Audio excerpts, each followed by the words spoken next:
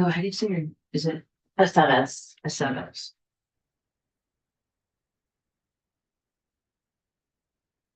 Okay, We are live. we are live. And screen is different than it usually is, but we will just proceed. So welcome. This is Senate Institutions. Today is Thursday, January 15th. And we have just one item that we're going to learn about and discuss, which is the implementation of Act 63 of last year, which was Kids Code. And we have Sarah Aceves from the AG's office. And we appreciate you being here, and we'll just introduce ourselves. So Wendy Harrison, we've met. Sarah Aceves. I'm an assistant attorney general at the attorney general's office. I'm in the consumer protection division and work on matters like the appropriate design code. Great. And I'm Rob Plunkett, Senator from Benton. Joe Major, Senator from Windsor. Russ Eagle, Senator from Essex Orleans. John Benson, Senator from Orange. Great. So if you could go over Kids Code and then go to the implementation, Sure. that would be very helpful. For the record, Sarah Aceves, and I believe most, if not all of you, maybe the exception of one, were here last session. You all sponsored this bill, or at least this committee heard this bill, passed it, introduced it, etc. So you should be fairly familiar with it. I'm going to give kind of a high level overview of the law, and then I'll give a quick update on our rulemaking that the law mandates. So Age Appropriate Design Code Act, affectionately known as Kids Code here in Vermont. Essentially what it does is it establishes baseline privacy, safety, and design protections for minors under 18 when they use online services. So it focuses more on data collection, and it regulates how digital products are designed, configured, and operated. So we are not regulating content here. We are focusing on product design and how product design can better protect children. As you know, children and minors, they spend significant amounts of time on social media platforms that are designed to maximize engagement and not safety. So that's where this bill really, or this law comes in. Also, please jump in if you have any questions at any time. Our approach in Vermont, we address foreseeable harms caused by product design. That includes things like excessive data use, addictive features, and exposure risks. This law really tries to minimize those things. As far as who the law covers, this applies to businesses that do business in Vermont. They generate most of their revenue from online services.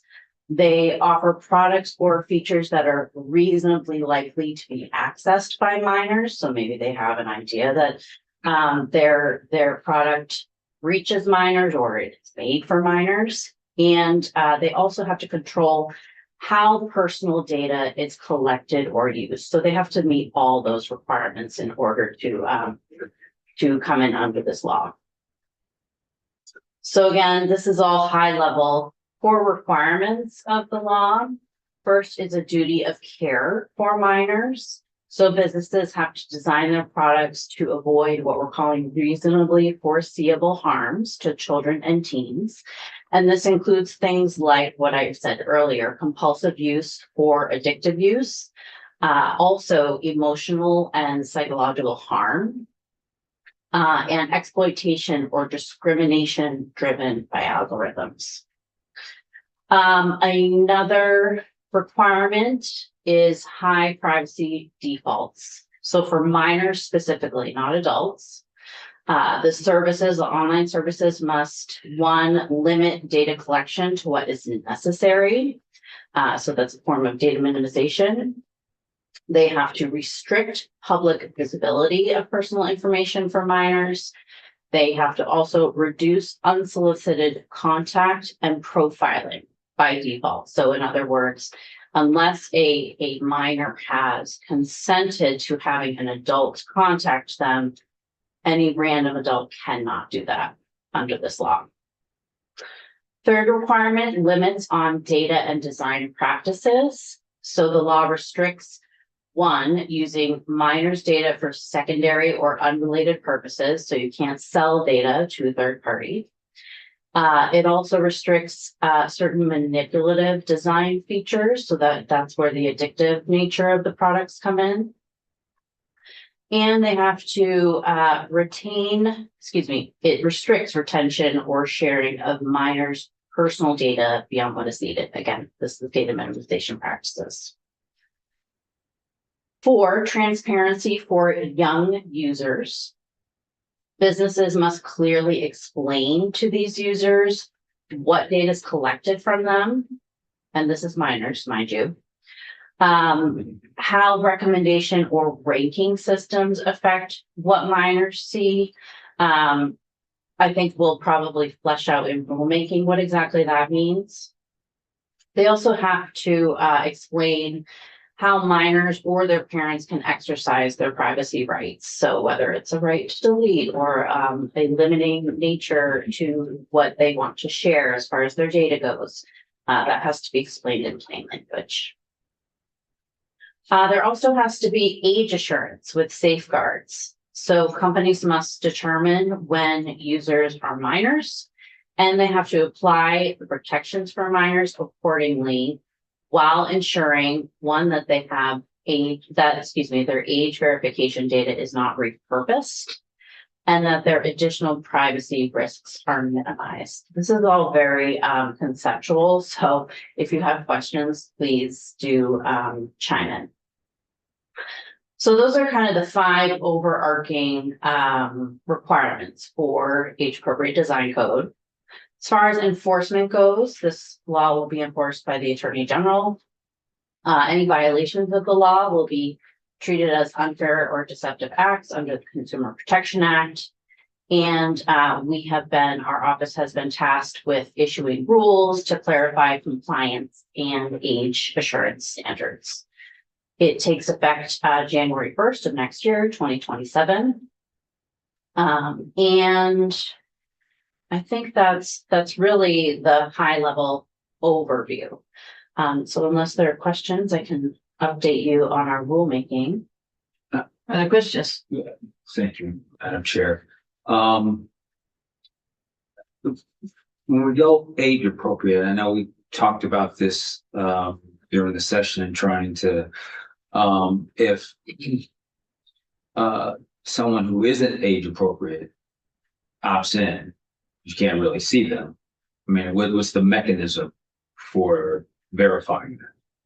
I think that's something that will be hashed out further in rulemaking, since we have been tasked to, our office has been tasked to implement rules for age verification. So limiting things like that might be something we think about and entertain. I do know other states, I'm thinking of New York, they have implemented percentages. So they will have language, they have language in their rules that says something like no more than 5% of users would be above the age of 18, because there will unfortunately always be those kind of one-offs that get through. But the enforcement mechanism would be able to come in if that percentage is greater than 5%, for example. So within the enforcement mechanism, how do they know who to go after? And are you penalizing the business for not knowing if it go and you know, how are we finding out if it's above that 5%? You know, I absolutely think this is what we should do, but I just want to make sure that if we are going after or attacking, not attacking, that's the wrong word, I apologize, holding to account any business who may be doing this. I want to make sure that we separate who is and who isn't doing nefarious things. Right. My opinion is it will come down to enforcement. As I'm sure you know, our office, if we have reason to believe that a company is engaging in unfair and deceptive practices, then we will investigate them. And so once these rules are adopted and the law, both the rules and the law go into effect, our office will then have the authority to investigate various companies to figure out whether there's any there.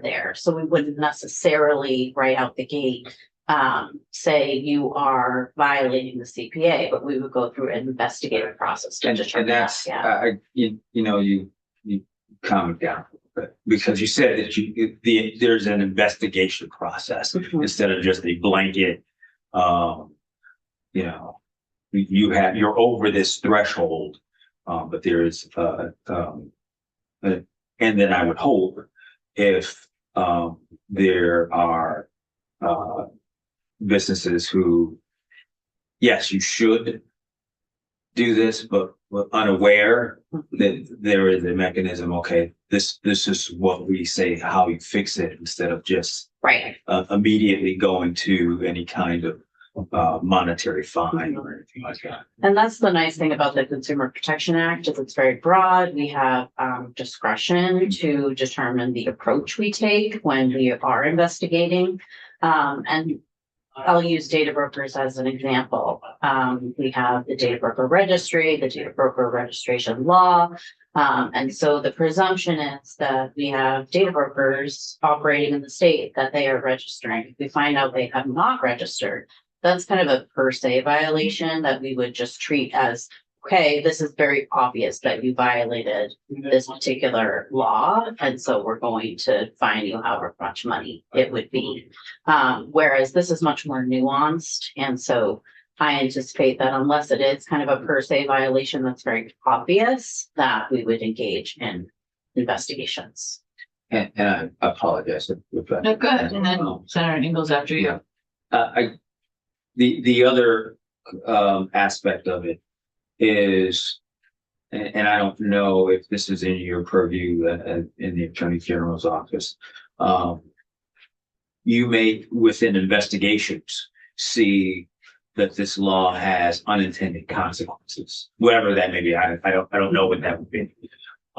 Is there any way that you could report that to us? Because I think for any law to be effective, we want to be able to make adjustments and amendments to them and going forward. So I think though that's important as well, because many times what we do is we have law and it goes, and unless we hear from who is being violated or from who is doing the investigation, we oftentimes don't know. Right.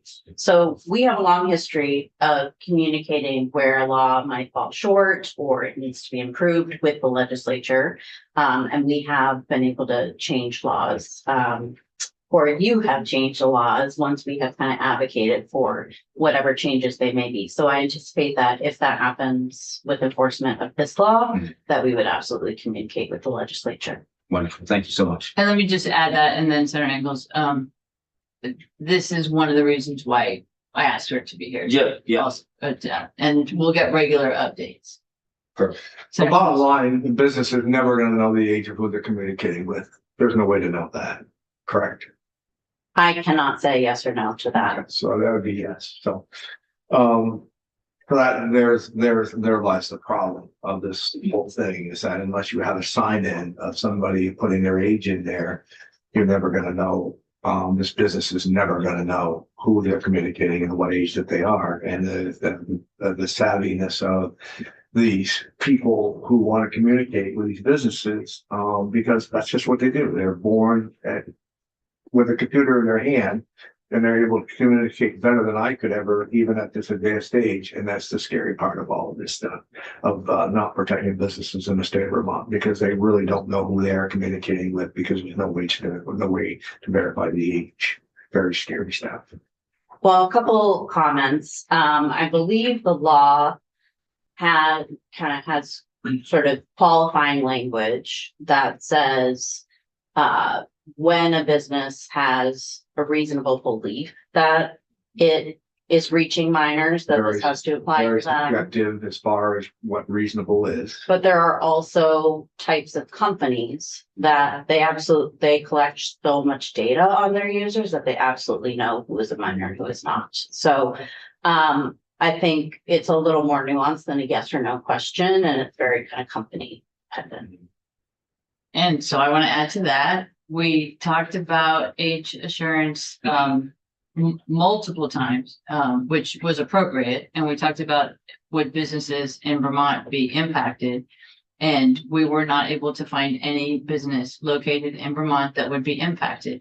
We did, They- actually, but. I think you're thinking about a different bill, but these are the companies that are engaging in these access issues and doing harm to our children. And I'd be happy to talk about the harm again if anyone wants to. It's significant.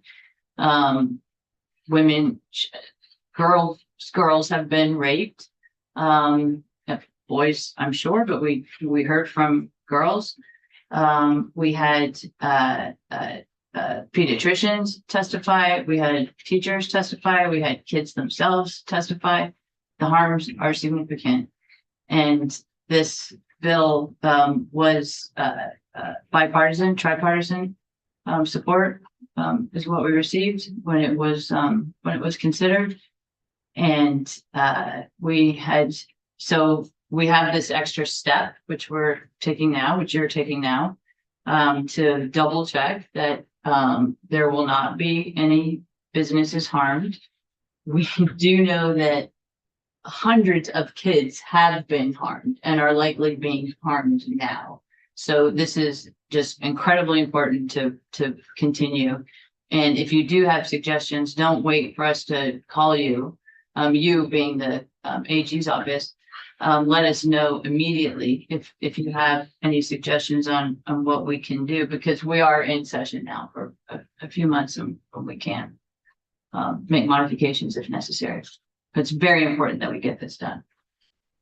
And do you have any questions? You weren't here last year. No, I just listening to the conversation and I understand exactly what Senator Ingles is saying is you can't look, or we hope they're not looking through the computer, the state to see who's on it, to know who's on the other end. Well, the state isn't, but the large internet companies are. Correct, but in order to verify the company, to verify who's there, it's a tough situation. So it'd be interesting to see as you start going through the implementation where the shortfalls are and how it can be improved.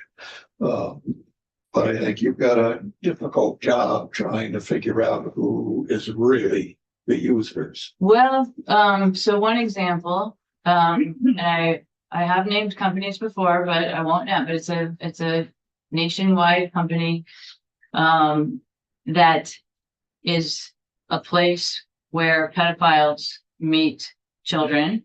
And no, but I just want to let you know that the mostly girls are being told you have a friend waiting to talk to you. So the company connects that person with the girl, and young women told us that they had a lot of those messages when they were middle school age. And once they got to be 18, 19, which was not in the preferred demographic of the pedophiles, they didn't get those messages anymore. So it's pretty clear, and Sure. we can talk about it more, that the businesses, the big corporations, international corporations, they know what's happening. And it's intentional, and they're making money on it, and it's very sad. I don't comment. Okay. Does it make sense for me to update you on the rulemaking? Yes, portion now? please. Okay, And, great. and I'm interested to know what you've heard. If you've received comments, that would be great. Sure, so just kind of why don't I lay out exactly what we're tasked with, and then I will give you an update. So sections 2449 F and 2449 G of the H Program Design Code, those task our office with undertaking rulemaking for very specific parts of this law. So 2449 F, we will be adopting rules that prohibit data processing or design practices that lead to compulsive use, subvert or impair user autonomy, decision-making, or choice when they're using an online service. So the way I think of it is there's really the addictive component that we talked about earlier, and user autonomy decision-making. Those are kind of the two buckets that 2449F is asking us to undergo rulemaking for. What do those things mean? What do they look like? What comprises the violation of those things? The second portion, 2449G, and this requires us to adopt rules that identifies commercially reasonable and technically feasible methods for businesses to determine age assurance if a user is a covered minor. And there's a laundry list of things that we are to consider when we are adopting these age assurance rules, such as we have to prioritize user privacy. We must also consider the size of the companies, their financial resources, what they can do, technically speaking, cost, impact of age assurance methods on safety, and it goes on. So this is quite a task, to say the least.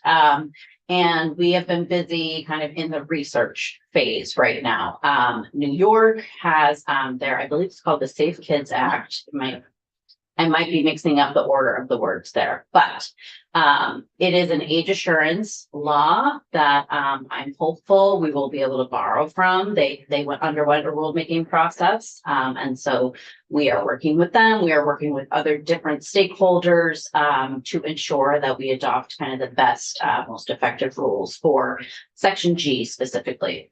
Section F, I think we can also borrow from what a few other states have done as far as their comprehensive data privacy laws go, identifying dark patterns and different types of company practices that they engage in to addict people, specifically minors, to their products. So that said, you may have seen, I did provide a link to our webpage. We have a rulemaking webpage up on the AGO website. It explains exactly what we have to do as part of the rulemaking. If you don't have it in front of you, you can just Google Vermont AGO appropriate guidelines. Come right up. Did you want to see? So we explain what the rulemaking is. We are soliciting informal comments right now. So we have an email address set up. We also have a form that we have put in place asking a whole slew of questions of stakeholders. We are calling this kind of the informal portion of the rulemaking. And we anticipate that will go into mid-spring, where we are having lots and lots of conversations, doing lots and lots of research to ensure that we have the most effective rules in place. Now, once that happens. May I ask you a question about that, yeah. Scott? Are you sending information or notification to the chambers? So Yeah, will be, I believe we've already informed several stakeholders. I think the chamber, are you talking about the Vermont Chamber? yes, and then I there's think they other were one of chambers. them. Okay. I would also like to contact various superintendents and school districts. I'm sure they have very valuable comments to share. And I believe, of course, lots of different companies have been informed, and their representatives, public advocates have also been informed. So everyone knows this is coming down the pipe. And what I envision happening, and I should say I am the one doing all this, so if you have any questions, I'm the one to ask, yes. So I would say about a month before, we plan to have the proposed rule sent to the Secretary of State. We will be working with, we will have a draft rule ready to share with various stakeholders to make sure the formal part of the rulemaking process is very fluid and we don't lose a lot of time there. After which time, once the proposed rule is filed, then we'll engage in public hearings, public comment. And there's another big part I'm missing. But once all that happens, then it'll go to LCAR, ICAR, et cetera, et cetera, et cetera. And that's all laid out, I believe, in Title III. There's very kind of regimented rulemaking process that we have to go through. So right now, I would say data gathering, information gathering, speaking with stakeholders, and gathering as much information we can to ensure that these rules are going to be effective. Terrific. Thank you. Any questions? So, what would be a good stage for in your process that is in the next 4 months so that we can have you back? I'd say you can have me back in 2 or 3 months Okay, and I can give you an update. okay. I should have hopefully made a lot of progress by then. Good, good. Well, thank you very much. Yeah, This thank is- you. I believe this is very important. Thank you for helping. Thank you. Great. Good. Thank you. So let's. That is our only item for today. Tomorrow. When are we starting? We're starting at 1 tomorrow, aren't we? Yeah. So tomorrow we'll have the Chittenden Regional Corrections Facility. At this point, that's our only item. We might have a second item. But we should be able to get you out of here by 3. Okay, so anything else before we adjourn? Okay, we are adjourned.